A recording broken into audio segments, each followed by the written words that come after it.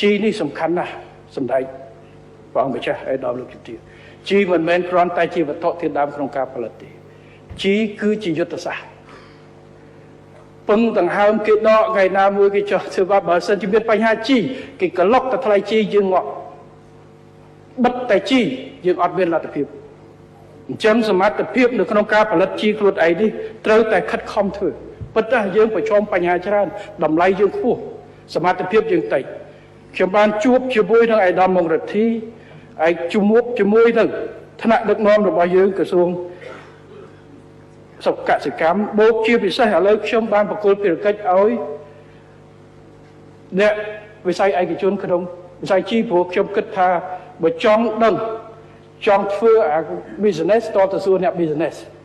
បាទអញ្ចឹងជាងបានតែមុនបានជួបហើយបានសុំឲ្យមូលរដ្ឋាអញ្ញាផែហុកឈួនអញ្ញាហ៊ុនឡាក់ហេងរងនិងអ្នកជំនាញនៅក្នុងវិស័យកសិកម្មជានួនជួយសិក្សា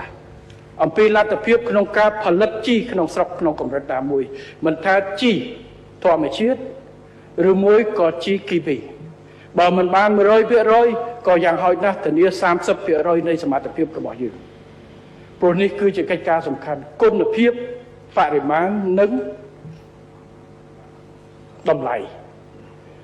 បាទចំពោះបងប្អូនទាំងអស់គ្នាគិតយ៉ាងម៉េចដែរជួយ comment នៅក្នុងវីដេអូមួយនេះ